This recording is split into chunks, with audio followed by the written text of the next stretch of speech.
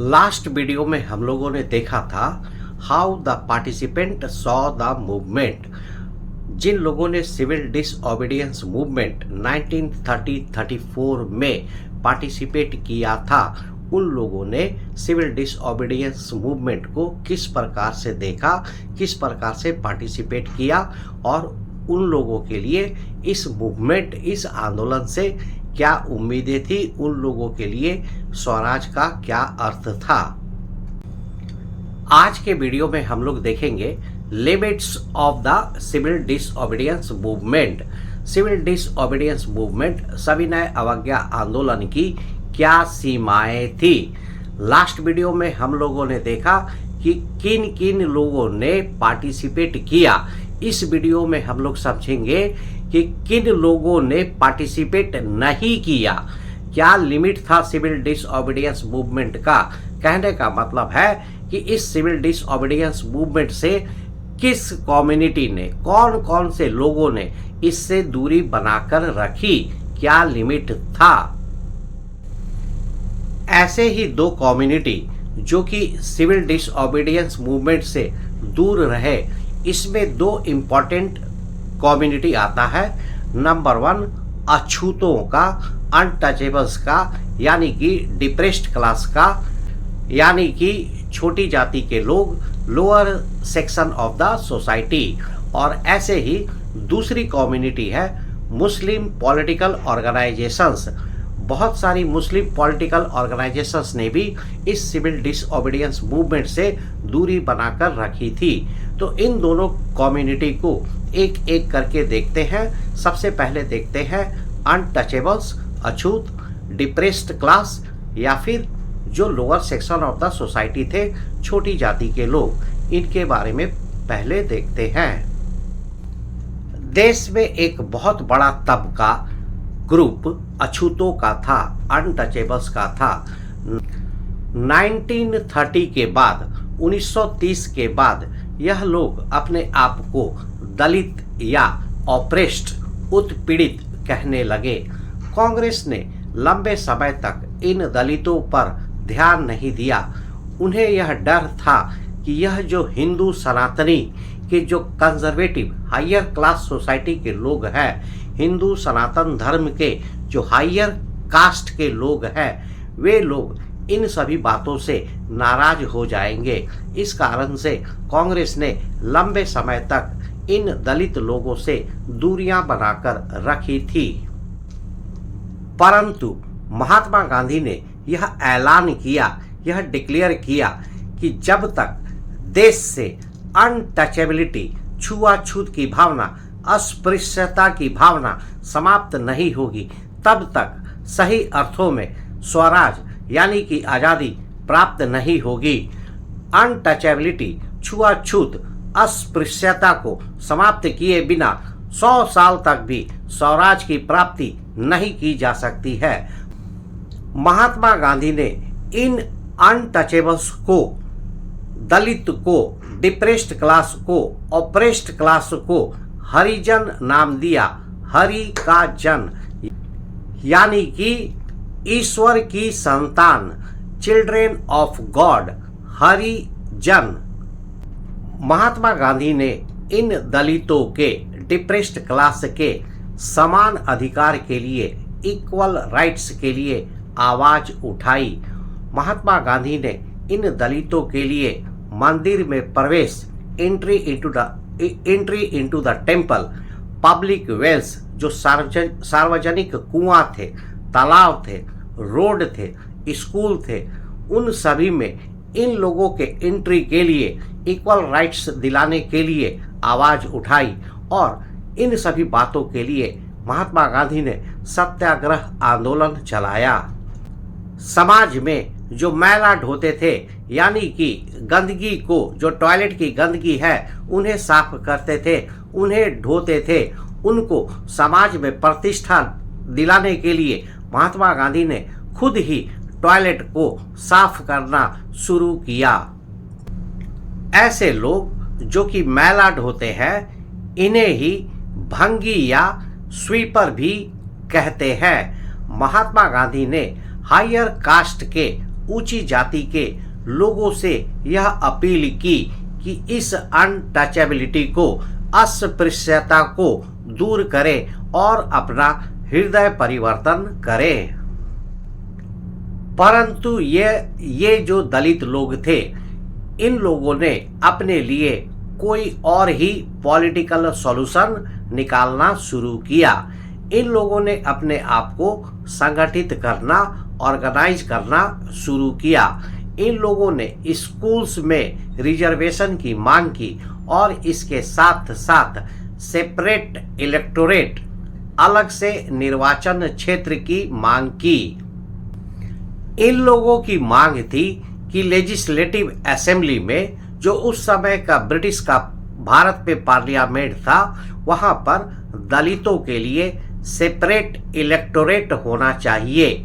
Separate electorate का अर्थ होता है जिसमें कि सिर्फ उस एरिया से सिर्फ दलित ही इलेक्शन लड़ सकते हैं और इसके साथ साथ उस एरिया में रहने वाले सिर्फ दलित ही वोट दे सकते हैं। अन्य जाति के लोग उस एरिया से वोट नहीं देंगे, सिर्फ दलित ही वोट देंगे और सिर्फ दलित ही वहां से इलेक्शन के लिए खड़ा हो सकते हैं। ऐसे इलेक्शन एरिया को सेपरेट इलेक्टोरेट कहते थे। तो यह दलितों की मांग थी। इन लोगों का मानना था कि इलेक्शन लड़कर और जीतकर जब यह लेजिस्लेटिव काउंसिल में पहुंचेंगे तो इनके पास पावर होगा और इसी पावर के कारण इनका सशक्तिकरण होगा, एम्पावरमेंट होगा और इसी माध्यम से यह लोग जो समाज में पिछड़े हुए हैं, इसे दूर किया जा सकेगा। इन सभी कारणों से कांग्रेस ने जो लंबे समय से दलितों के ऊपर ध्यान नहीं दिया और अब दलित ऑर्गेनाइज होकर सेपरेट इलेक्टोरेट की मांग कर रहे थे, जिससे उन्हें लगता था कि इलेक्शन जीतकर पावर आएगा और यही पावर उन्हें सामाजिक पिछड़ापन से, सोशल बैकवर्डनेस से दूर करेगा। इन सभी कारणों से यह दलित सिविल डिसओबीडियंस मूवमेंट से दूर होते गए। खास करके महाराष्ट्र और नागपुर के रीजन में, जहां पर दलितों का ऑर्गेनाइजेशन काफी स्ट्रांग था, वहां पर सिविल डिसओबीडियंस मूवमेंट में इनकी पार्टिसिपेशन काफी कम थी, बहुत कम थी। बाबा भीमराव अंबेडकर, जिन्हें कि डॉक्टर B.R. अंबेडकर के नाम से भी जाना जाता है, उन्होंने इन दलितों को ऑर्गेनाइज किया और 1930 में डिप्रेस्ड क्लास एसोसिएशन की स्थापना की। Doctor B.R. अंबेडकर ने दलितों की मांग को पूरे जोर शोर से उठाया। सेकेंड राउंड टेबल कॉन्फ्रेंस के समय डॉक्टर B.R. अंबेडकर का महात्मा गांधी के साथ एक बहुत गहरा विवाद हो जाता है, क्लैश हो जाता है। Doctor B.R. अंबेडकर दलितों के लिए सेपरेट इलेक्टोरेट की मांग कर रहे थे, जिसे कि ब्रिटिश गवर्नमेंट ने स्वीकार भी कर लिया था, परंतु महात्मा गांधी ने इस तरह के सेपरेट इलेक्टोरेट की व्यवस्था से इनकार कर दिया था। उनका मानना था कि इस तरह से अगर कोई सेपरेट इलेक्टोरेट की व्यवस्था होगी तो दलित कभी भी भारतीय समाज में यूनाइट नहीं हो पाएंगे, एकीकरण नहीं हो पाएगा और वे हमेशा के लिए अलग थलग पड़ जाएंगे। इस कारण से महात्मा गांधी और B.R. अंबेडकर के बीच में सेपरेट इलेक्टोरेट की मांग को लेकर विवाद हो गया था। यह सभी घटना सेकेंड राउंड टेबल कॉन्फ्रेंस के आसपास की है। ब्रिटिश गवर्नमेंट ने अंबेडकर की मांग मान ली, जिसके कारण Mahatma Gandhi fast unto death, आमरण अनशन, भूख हड़ताल पर बैठ गए।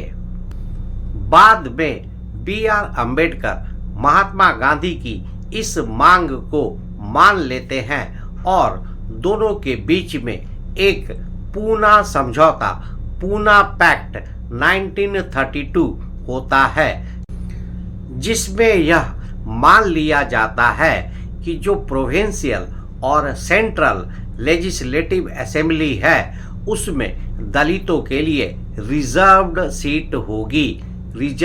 सीट होगी, सुरक्षित seat central and provincial legislative assembly में। परंतु यह रिजर्व सीट होगी, परंतु इसमें सेपरेट इलेक्टोरेट नहीं होगा। इसमें सभी लोग मतदान करेंगे, वोटिंग करेंगे, परंतु इस एरिया से सिर्फ दलित ही इलेक्शन के लिए खड़ा हो पाएंगे। तो इस तरह से सेपरेट इलेक्टोरेट की जगह रिजर्व्ड सीट की व्यवस्था की गई और इसमें सभी जनता, मतलब कि उस एरिया के जितने भी लोग थे, चाहे किसी भी जाति के हो, वह सभी वोट करेंगे, जैसा कि आज के टाइम में, प्रेजेंट टाइम में होता है। इसी डिप्रेस्ड क्लास को आगे चलकर हम लोग शेड्यूल्ड कास्ट के रूप में जानते हैं, शेड्यूल कास्ट। परंतु पूना पैक्ट 1932 के होने के बाद भी यह जो दलित क्लास था, दलित वर्ग था, कांग्रेस के मूवमेंट को शंका की नजरों से डाउटफुल समझता था और उसी प्रकार से देखता था। कांग्रेस के नेतृत्व में चल रही नेशनल मूवमेंट पर भरोसा नहीं करता था और इनकी दूरी कांग्रेस से हमेशा बनी रही। इस प्रकार हम देखते हैं कि कांग्रेस ने जो लंबे समय तक दलितों का ख्याल नहीं रखा, इस कारण से कांग्रेस दलितों का विश्वास नहीं जीत पाई और वे कांग्रेस से दलित दूर होते गए। इन सभी कारणों से दलित वर्ग, दलित group CDM civil disobedience movement में सविनय अवज्ञा आंदोलन में उतनी संख्या में पार्टिसिपेट नहीं करता है। आज के वीडियो में इतना ही। नेक्स्ट वीडियो में हम लोग देखेंगे कि यह जो मुस्लिम कम्युनिटी है, मुस्लिम कम्युनिटी, वह लोग क्यों सिविल डिसओबीडियंस मूवमेंट से दूर रहे और उन लोगों ने खुलकर सीडीएम में, सिविल डिसओबीडियंस मूवमेंट में पार्टिसिपेट नहीं किया, जैसा कि उन लोगों ने नॉन कोऑपरेशन मूवमेंट 1920-22 में किया था, जबकि उस आंदोलन में हिंदू मुस्लिम की एकता सर्वोच्च पर थी, पीक पर थी। तो ऐसे कौन से कारण हो गए कि जब यह 1930 से 34 के बीच में सिविल डिसओबीडियंस मूवमेंट चला तो यहाँ से मुस्लिम कम्युनिटी इस मूवमेंट से दूर होते गई और उन लोगों ने सिविल डिसओबीडियंस मूवमेंट में खुलकर पार्टिसिपेट नहीं किया। इन सभी बातों पर चर्चा नेक्स्ट वीडियो में करेंगे। तब तक के लिए थैंक यू, धन्यवाद, जय हिंद।